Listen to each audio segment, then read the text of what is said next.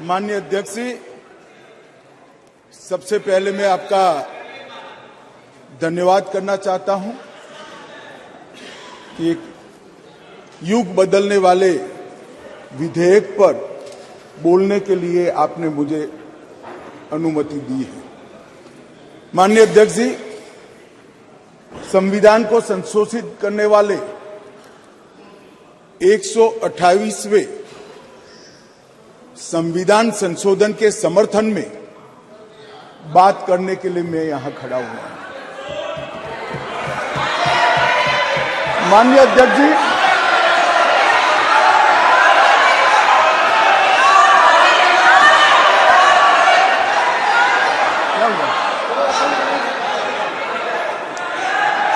माननीय अध्यक्ष जी, जिसको जाना है डरिए मत, डरिए मत। अरे भाई डरो मत। नो, जिसको जाना है जाने दिया ऐसे क्यों? प्लीज, कोई भी सदन में रुक सकता है, जा सकता है। माननीय अध्यक्ष जी, प्लीज, नो। माननीय अध्यक्ष जी,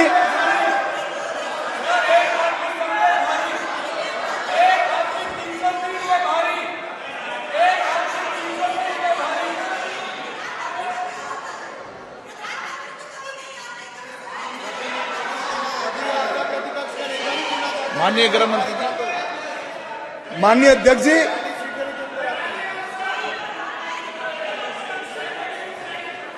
कल का दिन भारतीय संसद के इतिहास में स्वर्ण अक्षरों से लिखा जाएगा। कल गणेश चतुर्थी थी, कल संवत्सरी थी, कल नए सदन का पहली बार कार्य का श्री गणेश हुआ और कल ही के दिन वर्षों से जो लंबित था वो महिलाओं को आरक्षण अधिकार देने का बिल इस सदन में पेश हुआ। माननीय अध्यक्ष जी, आपके माध्यम से मैं इस सदन के नेता और देश के प्रधानमंत्री श्रीमान नरेंद्र मोदी जी को हृदय से साधुवाद देना चाहता हूं कि 140 करोड़ की आबादी में 50% जिसका हिस्सा है वो मातृशक्ति को सच अर्थ में सम्मानित करने का काम माननीय प्रधानमंत्री जी ने किया। माननीय अध्यक्ष जी, ये जो संविधान संशोधन है, ये संविधान संशोधन जैसे ही दोनों सदन सबके सहयोग से पारित करते हैं, उसके साथ ही देश की लोकसभा और देश के सभी राज्यों की विधानसभाओं में 1/3 स्थान मातृशक्ति के लिए आरक्षित हो जाए। इसलिए ये बिल के अंदर अनुच्छेद 239A जो दिल्ली की विधानसभा से संबंधित है, उसमें बदलाव लेकर मेरे साथी मंत्री मेघवाल जी आए हैं।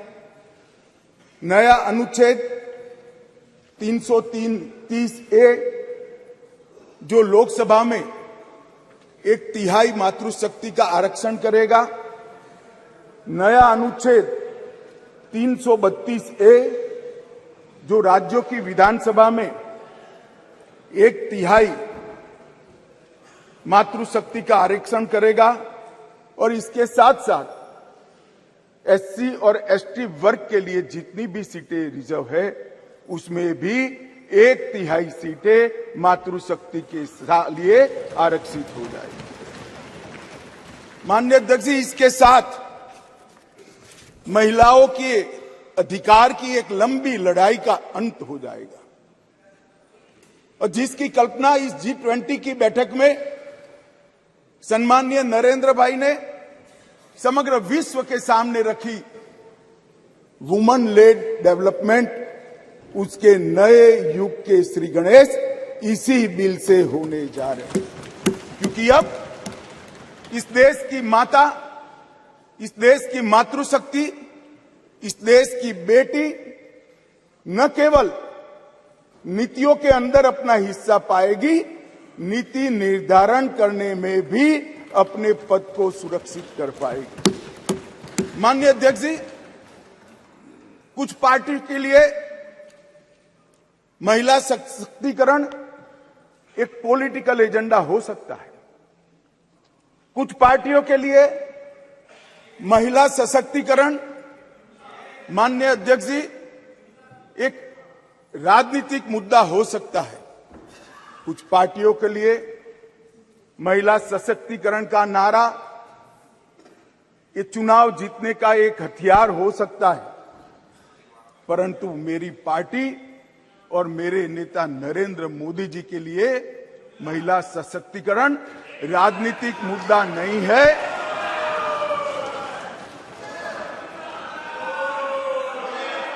फिर से सुनिए, मेरी पार्टी और मेरे नेता नरेंद्र मोदी जी के लिए महिला सशक्तिकरण राजनीतिक मुद्दा नहीं, मान्यता का सवाल है, मान्यता का सवाल। माननीय अध्यक्ष जी,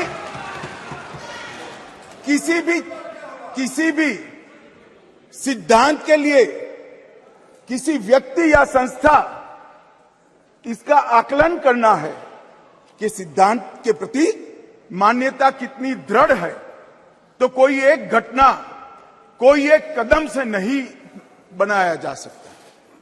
प्रधानमंत्री नरेंद्र मोदी जी जब संगठन का काम करते थे, भारतीय जनता पार्टी के संगठन महासचिव थे गुजरात प्रांत के, और गुजरात में भारतीय जनता पार्टी की वडोदरा कार्यकारिणी हुई थी। उस ऐतिहासिक कार्यकारिणी में मोदी जी के रोल के कारण ही भारतीय जनता पार्टी के संगठनात्मक पदों में 1/3 रिजर्वेशन माताओं के लिए किया गया। और ऐसा करने वाले मैं गर्व से कह सकता हूं कि मेरी पार्टी सबसे पहली पार्टी है और मेरी पार्टी सबसे अंतिम पार्टी। माननीय अध्यक्ष जी, मोदी जी जब मुख्यमंत्री थे, ढेर सारे लोगों को मुख्यमंत्री रहते हुए ढेर सारी भेंटें मिलती हैं। ज्यादा से ज्यादा सभी लोग इसको तोशाखाना में आरक्षित रखवा देते हैं।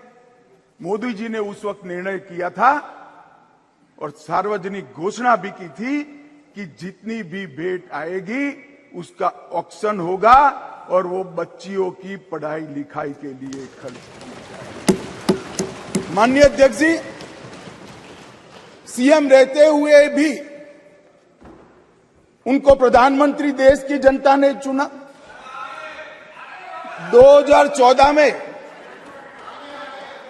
उनको प्रधानमंत्री पद के प्रत्याशी घोषित करने के बाद चुनाव हुआ और 30 साल के बाद इस देश की महान जनता ने पूर्ण बहुमत की एक सरकार मोदी जी के नेतृत्व में बनाने का मैंडेट दिया।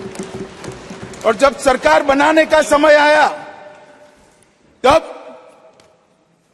मोदी जी का स्वाभाविक था कि मुख्यमंत्री पद से इस्तीफा देना, और इस्तीफा देने के बाद ही वो प्रधानमंत्री बन सकते थे। तो मुख्यमंत्री पद से जब मोदी जी ने इस्तीफा दिया, तब इनके बैंक अकाउंट में माननीय अध्यक्ष जी, भाई उनको जवाब न दो। इनके बैंक अकाउंट में जितना भी मुख्यमंत्री की तनख्वाह से और जितना भी पैसा बचा था, वो सारा का सारा गुजरात सचिवालय की वर्ग 3 और 4 के कर्मचारियों की बच्चियों की पढ़ाई लिखाई के लिए। माननीय अध्यक्ष, इसके लिए कोई सर्कुलर नहीं था, इसके लिए कोई कानून नहीं बनाया था। यही मोदी जी थे जब गुजरात के मुख्यमंत्री थे, तब बेटी बचाओ बेटी पढ़ाओ का नारा देश भर में दिया और गुजरात में उनके प्रयासों से, जन जागृति के माध्यम से कोई कानून के बगैर लिंग अनुपात के अंदर बहुत बड़ा परिवर्तन कर लाखों बेटियों को पृथ्वी पर आने का अधिकार इस नरेंद्र मोदी जी ने। दोम धक्की धूप में मई महीने में पटवारी से लेकर मुख्यमंत्री तक पूरी की पूरी सरकार 5 दिनों तक गर्ल चाइल्ड एनरोलमेंट के लिए गांव में जाती थी। कोई कस्बा ऐसा नहीं होता था जहां पर सरकार के पदाधिकारी नहीं जाते थे। पंच, सरपंच, जिला पंचायत के सदस्य, तहसील पंचायत के सदस्य, विधायक, सांसद, मुख्यमंत्री, मंत्री सभी लोग जाते थे और बच्चियों को पढ़ाने के लिए, उनके एनरोलमेंट के लिए और ड्रॉप आउट रेशियो के कम करने के लिए, उनको फिर से पुनः दाखला दिलाने के लिए गांवों में निवास करते थे।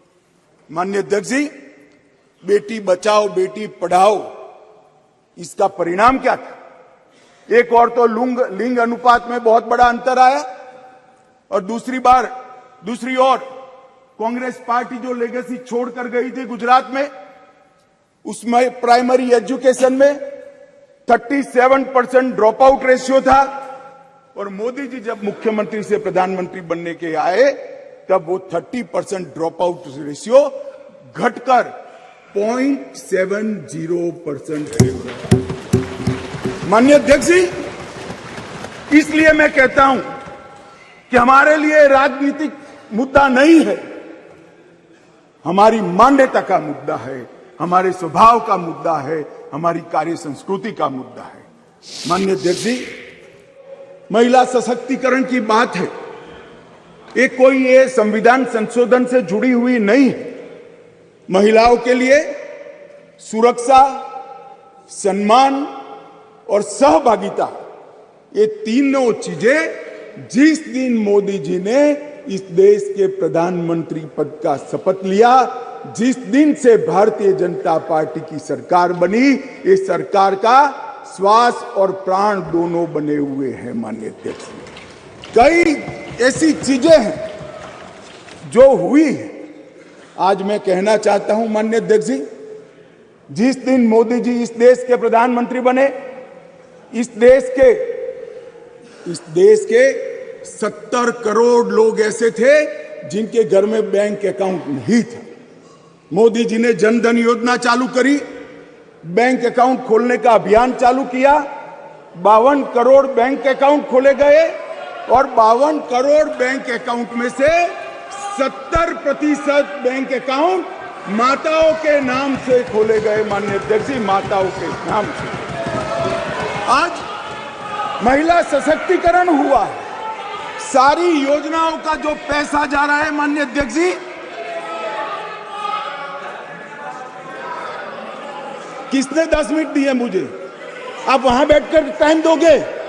अरे सुनने की आदत डालो भाई, आप वहां बैठकर मुझे टाइम दोगे? माननीय सदस्य प्लीज, मैं मेरी पार्टी के टाइम में बोल रहा हूं। आप कौन फैसला करने वाले होते हैं? माननीय गृह मंत्री जी। माननीय अध्यक्ष जी, आज कोई भी स्कीम का पैसा जाता है तो वो महिला के बैंक अकाउंट के अंदर जाता है। माननीय अध्यक्ष जी, कांग्रेस ने इस देश में 5 दशक से ज्यादा शासन किया। 11 करोड़ परिवार ऐसे थे जहां शौचालय नहीं था। गरीबी हटाओ के नारे दिए, मगर गरीबों की कोई व्यवस्था नहीं कर पाई थी।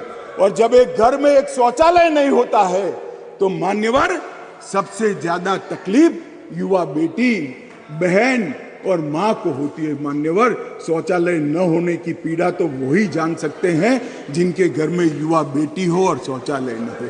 11 करोड़ घर ऐसे थे जिनके घर में शौचालय नहीं था। मोदी जी ने पहले 5 साल के अंदर ही 11 करोड़ 72 लाख सदन की सहमति हो तो इस विधेयक के प्रस्ताव को पारित होने तक और चर्चा होने तक सदन का समय बढ़ाया जाए। माननीय गृह मंत्री जी। मान्यवर, ये 11 करोड़ 72 लाख शौचालय बने, किसका एम्पावरमेंट हुआ? ये 11